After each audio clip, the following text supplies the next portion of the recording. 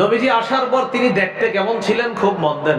মাথা থেকে পা পর্যন্ত এখন বলবো আল্লাহ রাসূল দেখতে কেমন ছিলেন। প্রথমে আমরা এক বাক্যে শুনবো নবীজি কেমন ছিলেন।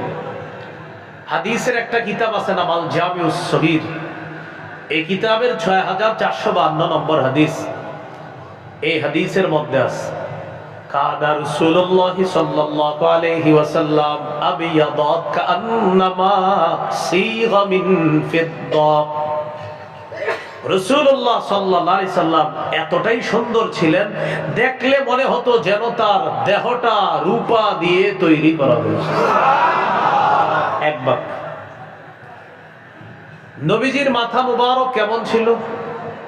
তিরমিজির বর্ণনা ৩৬৩৭ নম্বর হাদিস, ৩৬৩৭ ৩৬৩৭ নম্বর হাদিস।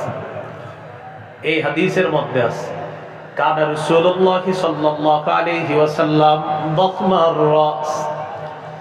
রাসূলুল্লাহ সাল্লাল্লাহু আলাইহি সাল্লামের মাথা মুবারক তুলনামূলক ছোট ছিল না, বরং তুলনামূলক একটু বড় ছিল। অনেকের মাথা একদম ছোট এমন না, বরং একটু বড়, দেখতে অসাধারণ সুন্দর লাগে। নবীর মাথা থেকে পা পর্যন্ত বর্ণনাগুলা পুরুষ যারা আছেন আপনারাও মন দিয়ে শুনেন, মা বোনরা বেশি করে মন দেন। আপনারা নাটক সিনেমায় বিভিন্ন জনকে কল্পনা আনেন, এগুলা কল্পনা দেয় না। আজকে যে কথাগুলা বলবো এগুলো একটু কল্পনা আনেন। এই হলো নবীজির মাথা মুবারক। আমি তো একটু পরে প্রশ্ন করবো আপনাদেরকে, নবীর মাথা কেমন, আপনারা উত্তর দিতে হবে। তাহলে ছোট ছিল না, তুলনামূলক একটু বড় ছিল। মাথার চুলগুলো কেমন ছিল, ঘন নাকি পাতলা? জাওয়াইদুল মুসনাদ হাদিসের কিতাব, এই কিতাবের ৯৪৪ নম্বর হাদিস। এই হাদিসের মধ্যে আছে কানা রাসূলুল্লাহ সাল্লাল্লাহু আলাইহি ওয়াসাল্লাম কাসীরা শা'রির রাস। রাসূলুল্লাহ সাল্লাল্লাহু আলাইহি সাল্লামের চুলগুলো ঘন ছিল। তাহলে বলেন তো, চুল কি ঘন না পাতলা? মাথা কি একেবারে ছোট না তুলনামূলক একটু বড়? এবার জানবো চুলগুলা কি কোকড়ানো না লম্বা? হ্যাঁ, কে জানি বলছে কোকড়ানো, আমি বলছি। সহিহ মুসলিমের বর্ণনা ২৩৪৭ নম্বর হাদিস। আমাদের মাদ্রাসার পাঠ্যপুস্তক অনুসারে মোট হাদিস সংখ্যা হবে ৩০৩৩টা। এই হাদিসের বর্ণনাকারী আনাস ইবনু মালিক রাদিয়াল্লাহু তাআলা, তিনি বলেন নবীর চুলের ব্যাপারে, লা বিল জাদিল কাতিতি ওয়ালা বিসসাবতি। চুলগুলো একেবারে কোকড়ানো ছিল না, একেবারে লম্বাও ছিল না। সুবহানাল্লাহ। একেবারে কোকড়ানো না, একেবারে লম্বাও না। তাহলে কেমন? আমি বলছি মধ্যম। এইখান থেকে ২-৩ জন বলছে মধ্যম, আমি তো বলি নাই মধ্যম। শোনেন, হাদিস বলবে।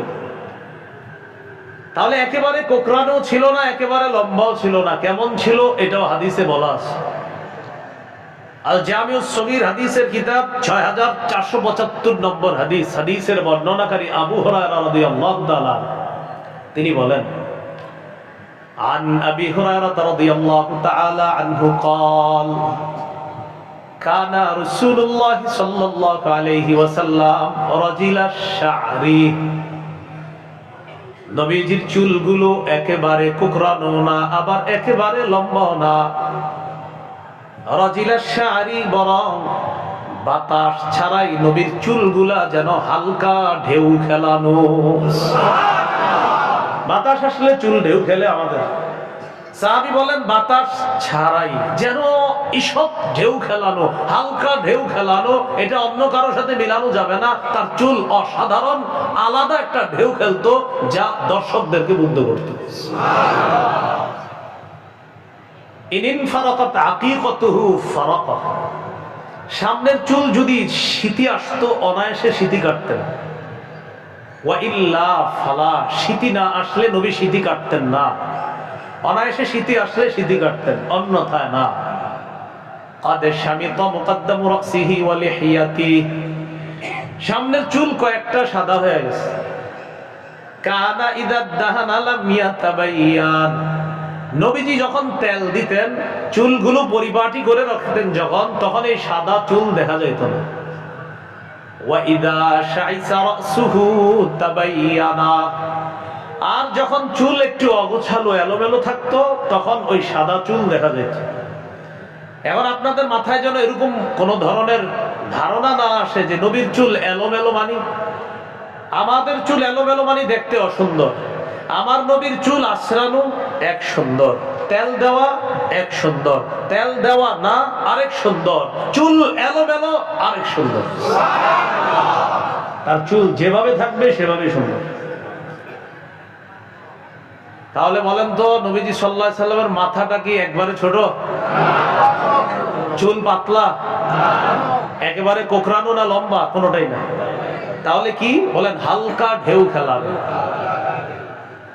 এবার জানবো চুলের পরিমাপ ছিল কতটুকু।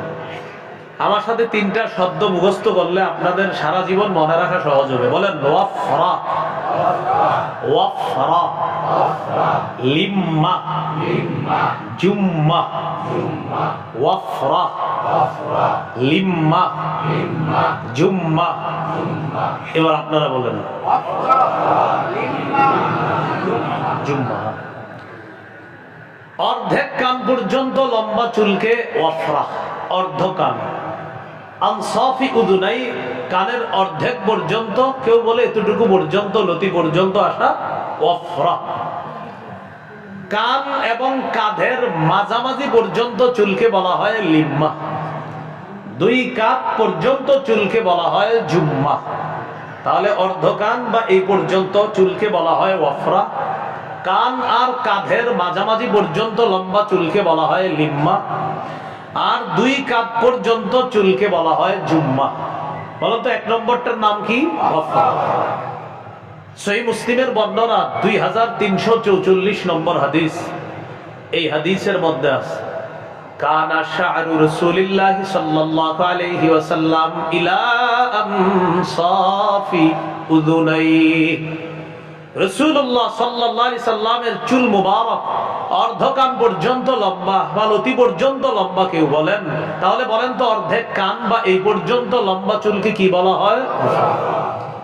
সহিহ বুখারীর বর্ণনা 5905 নম্বর হাদিস।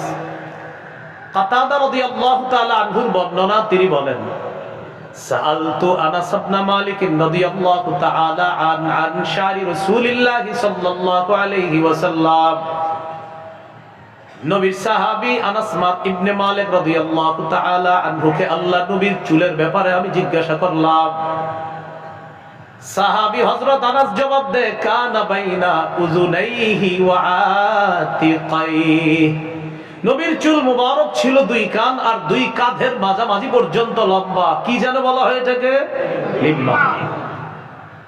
সহিহ বুখারীর 5904 নম্বর হাদিসের বর্ণনা কানা ইয়াদরিবু শা'রু রাসূলিল্লাহি সাল্লাল্লাহু আলাইহি ওয়াসাল্লাম মানকিবাইহি। রাসূলুল্লাহ সাল্লাল্লাহু আলাইহি সাল্লামের চুল মুবারক দুই কাঁধ পর্যন্ত কখনো কখনো লম্বা হতো। এটাকে কি বলা হয়? সামনে শীতকাল, এই শীতকালে আপনারা যারা মাশাআল্লাহ চুল আছে, সুন্দর চুল, এই তিনটা চুলের একটা চুল রাখার চেষ্টা করবেন। বলেন ইনশাআল্লাহ।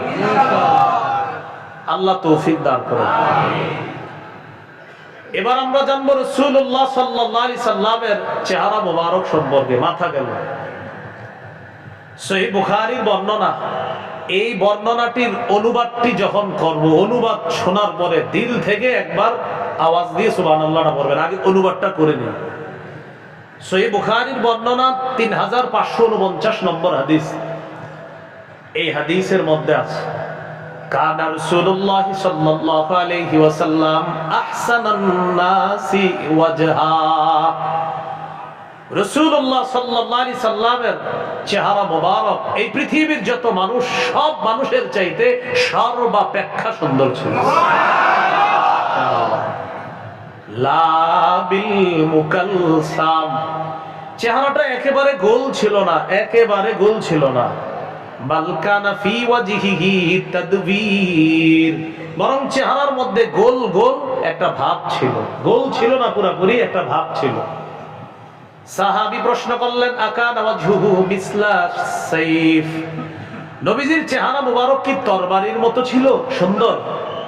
সাহাবী জবাব দিলেন লা বাল কানা মিসলা শামসি ওয়াল কমার, বরং চন্দ্র সূর্যের মতো গোল সুন্দর।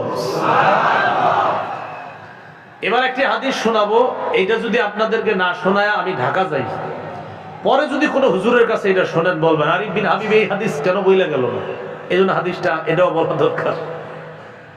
তিরমিজির বর্ণনা 2811 নম্বর হাদিস, 2811 হাদিসের বর্ণনাকারী সাহাবীর নাম জাবির ইবনে সামুরা রাদিয়াল্লাহু তাআলা।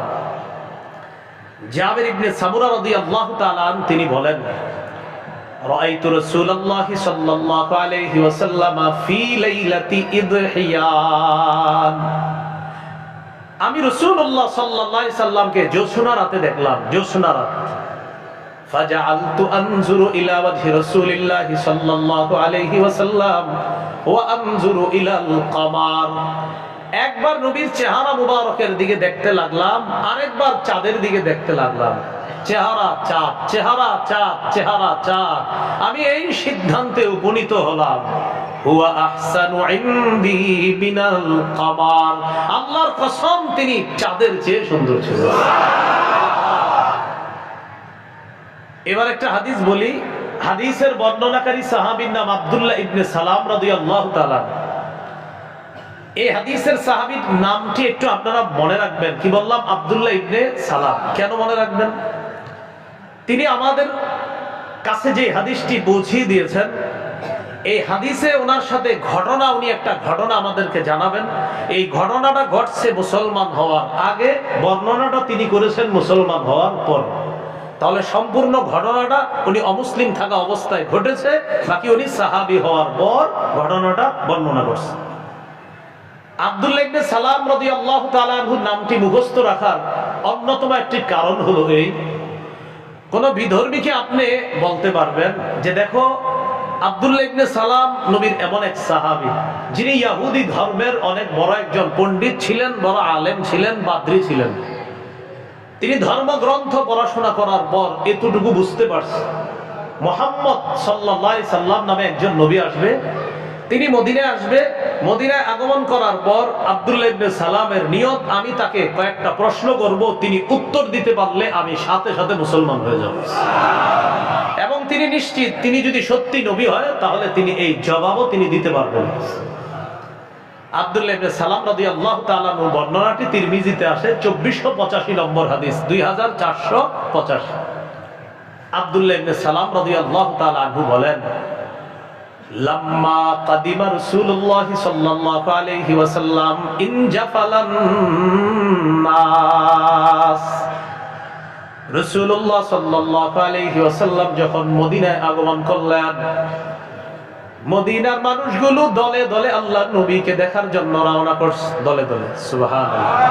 আচ্ছা, আপনাদের এলাকায় যদি হাফিজি হুজুর আসতেন কি ঘটনা ঘটতো? হুজুরে যারা দেখছে হাফিজি হুজুর রাহমাতুল্লাহ আলাইহি, তো তিনি যদি আসতেন তার কথা শোনার জন্য না, শুধু এক নজর দেখার জন্য মাইলের পর মাইল মানুষ ঘুরে যেত। তাহলে বাংলাদেশের একজন আল্লাহর ওলি, তাকে দেখার জন্য যদি মানুষের মধ্যে এতটা আগ্রহ কাজ করে, আল্লাহর পরে যিনি শ্রেষ্ঠ তাকে দেখার জন্য মানুষের আগ্রহ কেমন কাজ করবে? দলে দলে মানুষ রওনা করছে নবী সাল্লাল্লাহু আলাইহি সাল্লামকে দেখার জন্য।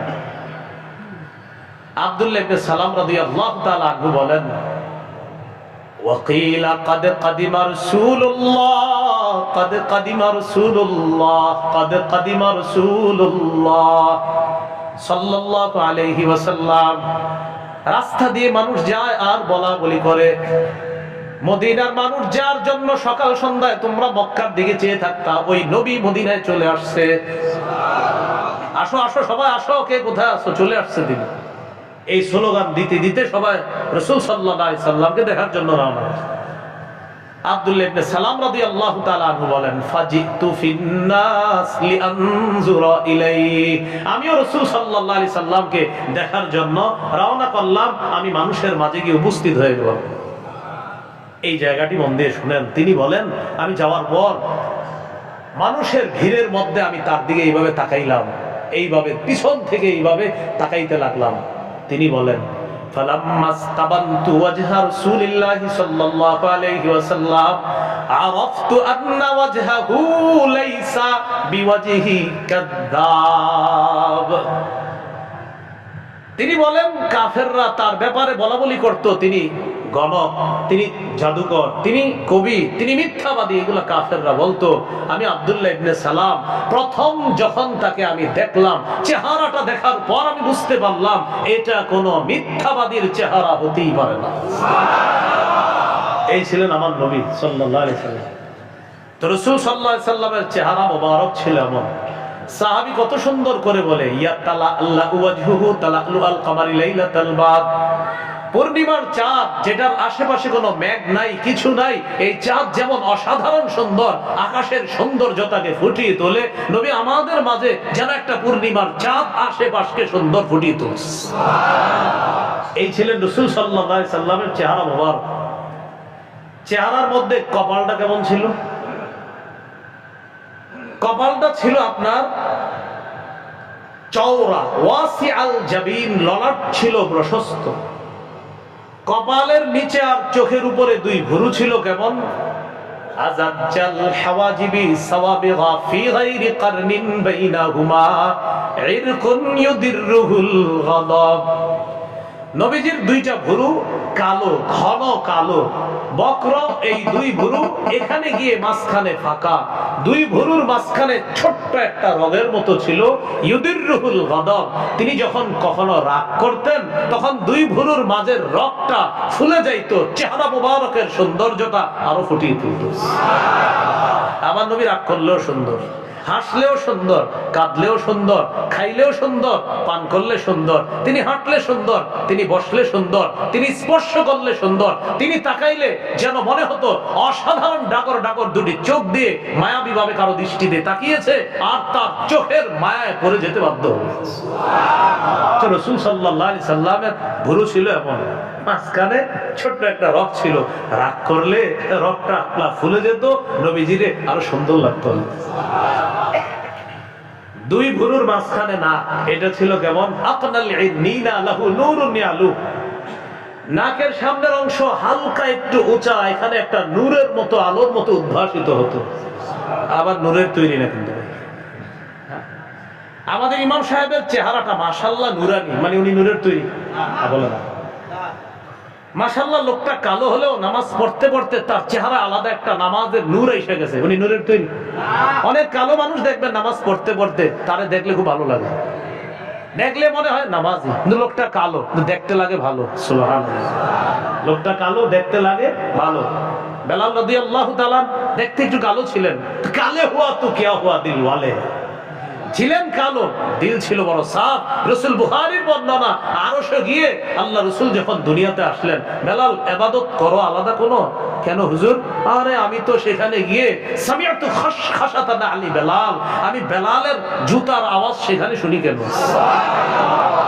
হুজুর? আমি ওযু করে 2 রাকাত নামাজ পড়ি। হ্যাঁ, এই জন্য তো তোমার মাকাম, তুমি ফরশে চলাফেরা করো, আরশে তোমাকে শোনা যায়। ফরজ বুঝেননি, মানে ফরশ জমিন। রাসূল সাল্লাল্লাহু আলাইহি সাল্লামের দুই ভুরুর নিচে চোখ ছিল কেমন? রাসূল সাল্লাল্লাহু আলাইহি সাল্লামের চোখের বর্ণনা সহিহুল আদাবিল মুফরাদ কিতাবের 944 নম্বর হাদিসে আছে। কানা রাসূলুল্লাহ সাল্লাল্লাহু আলাইহি ওয়াসাল্লাম আযীমাল আইনাইন। কোরআনের মধ্যে আল্লাহ বলেছেন, জান্নাতীদেরকে আল্লাহ যেই হুর দান করবেন তাদের চোখ হবে ডাগর ডাগর। সাহাবী বলেন, নবীর দুনিয়াতে যেই দুইটা চোখ ছিল, আল্লাহ তাআলা যেন ডাগর ডাগর দুটি চোখ দিয়ে তাকে সৃষ্টি করছেন। বাচ্চাদের চোখের মধ্যে মারা কাজল, সুরমা, কত কিছু লাগায় দেয় চোখটা সুন্দর লাগার জন্য। তিরমিজির বর্ণনা 3638 নম্বর হাদিসের বর্ণনা, জাবের রাদিয়াল্লাহু তাআলা আনহু বলেন, রাআইতু রাসূলুল্লাহ সাল্লাল্লাহু আলাইহি ওয়াসাল্লাম কুলতু আকহালাল আইনাইন, আমি নবীর দিকে তাকাইলাম, আমি মনে মনে বললাম তার চোখে মনে হয় সুরমা লাগিয়েছে। ওয়ালাইসা বিআকহালা, আসলে সুরমা লাগায় নাই, ভালো করে তাকায়া দেখি সুরমাওয়ালা চোখ যেমন সুন্দর, সুরমা ছাড়াই আল্লাহ তাআলা নবীর চোখ দুইটা সুরমাওয়ালাদের মতো সুন্দর বানাইছে। এই ছিল চোখ। চোখের নিচে গাল ছিল কেমন? সাহলাল খাদ্দাইন, গাল ছিল সমান, কাসাল লিহিয়া, দাড়ি ছিল ঘন। এই হলো মোটামুটি চেহারা মুবারকের বর্ণনা। দাঁত কেমন ছিল? দাঁত মুফাল্লাজাল আসনান, সামনের দাঁতের মাঝে হালকা ফাঁকা ফাঁকা ছিল, যখন হাসি দিতেন যেন মণি মুক্তা বের হয়।